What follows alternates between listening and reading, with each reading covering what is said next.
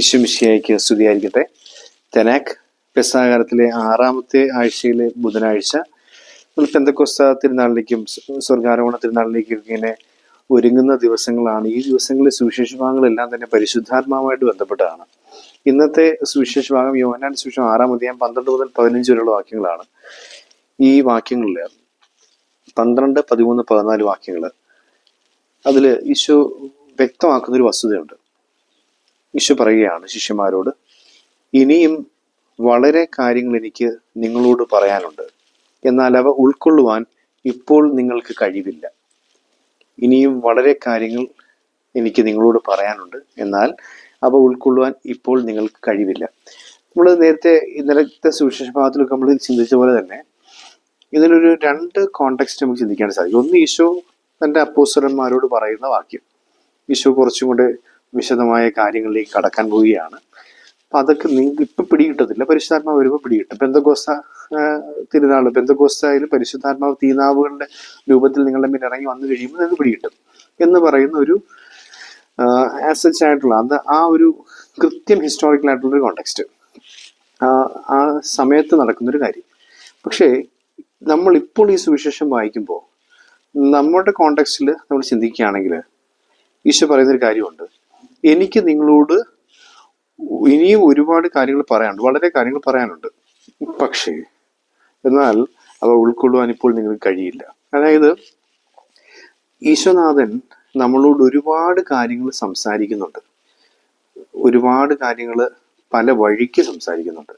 തിരുവചനത്തിലൂടെ മാത്രമല്ല, വചനപ്രഘോഷണം നമ്മൾ കേൾക്കുന്ന ചാനൽ വഴിയും യൂട്യൂബ് വഴിയും അല്ലാതെ നേരിട്ടും കേൾക്കുന്ന വചനപ്രഘോഷങ്ങൾ വഴി മാത്രമല്ല, ഒരുപാട് കാര്യങ്ങൾ നമ്മൾ ഇപ്പം ഒരു പത്രം തുറക്കുമ്പോൾ കാണുന്ന കാര്യങ്ങളിലൂടെ നമ്മൾ സംസാരിക്കുന്ന, നമ്മൾ ഇടപെടുന്ന, നമുക്ക് അടുപ്പമുള്ള വലിയ പ്രഭാഷകന്മാരോ അല്ലെങ്കിൽ വലിയ ആത്മീയഗുരുക്കന്മാരാണെന്ന് നിർബന്ധമൊന്നുമില്ല. നമ്മുടെ സഹോദരങ്ങൾ, നമുക്ക് ഇളയതായിട്ടുള്ള നമ്മുടെ അനിയന്മാർ അനിയത്തിമാർ സംസാരിക്കുന്ന കാര്യങ്ങൾ, ഇവരിലൂടെയൊക്കെ ഈശോ നമ്മളോട് സംസാരിക്കുന്നുണ്ട്.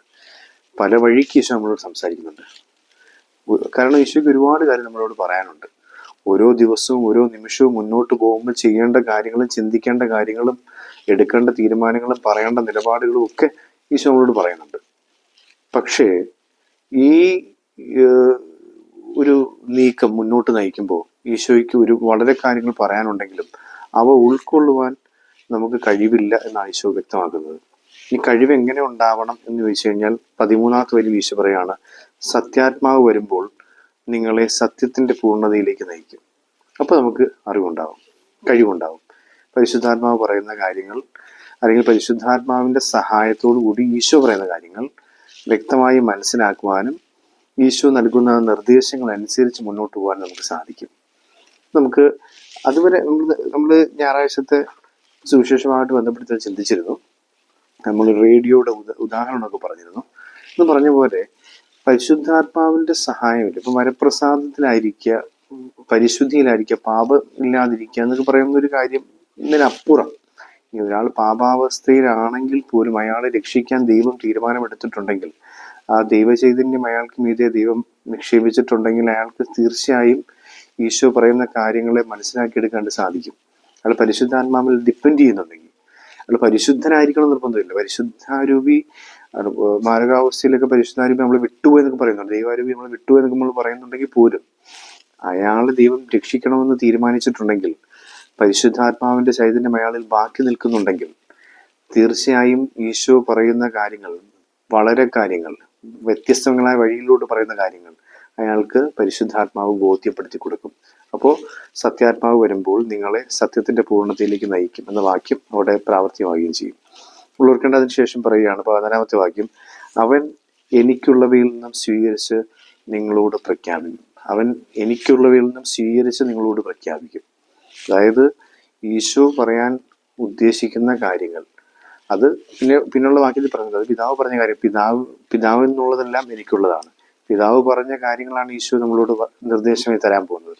ആ നിർദ്ദേശിക്കുന്ന കാര്യങ്ങളെ പരിശുദ്ധാത്മാവ് സ്വീകരിച്ച് നമുക്ക് തരും, നമുക്ക് വ്യക്തമാക്കി തരും, വെളിപ്പെടുത്തി തരുന്ന പരിശുദ്ധാത്മാവ് സഹായകൻ. അതാണ് നമ്മൾ മനസ്സിലാക്കേണ്ടത്. അപ്പോൾ ഈ സുവിശേഷ ഭാഗത്തിലൂടെ ഈശോ വ്യക്തമാക്കുന്ന ഒരു വസ്തുത, നമ്മുടെ ജീവിതത്തിൽ നമുക്ക് മുന്നോട്ട് പോകാനായിട്ട് നമുക്ക് ഈശോനാഥൻ്റെ നിർദ്ദേശങ്ങൾ പാലിക്കേണ്ടതുണ്ട്. ഈശോ നമ്മളെ വഴി നടത്തുന്നത് കേൾക്കേണ്ടതായിട്ടുണ്ട്, മനസ്സിലാക്കേണ്ടതായിട്ടുണ്ട്, മനസ്സിലാക്കിയ വഴിയിലൂടെ മുന്നോട്ട് പോകേണ്ടതായിട്ടുണ്ട്. പക്ഷേ അത് വ്യക്തമാകണമെങ്കിൽ പരിശുദ്ധാത്മാവിൻ്റെ സഹായം വേണം.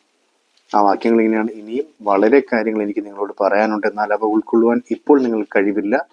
സത്യാത്മാവ് വരുമ്പോൾ നിങ്ങൾ സത്യത്തിന്റെ പൂർണ്ണതയിലേക്ക് നയിക്കും. അവൻ എനിക്കുള്ളവയിൽ നിന്ന് സ്വീകരിച്ച് നിങ്ങളോട് പ്രഖ്യാപിക്കും. പരിശുദ്ധാത്മാവിന്റെ സഹായത്തോടു കൂടി ഈശോ നമ്മളെ വഴി നടത്തുന്നത് ഉൾക്കൊണ്ട് ആ വഴിയെ മുന്നോട്ട് പോകാനുള്ള കൃപയ്ക്ക് നമുക്ക് പ്രാർത്ഥിക്കാം. ദൈവം അനുഗ്രഹിക്കട്ടെ.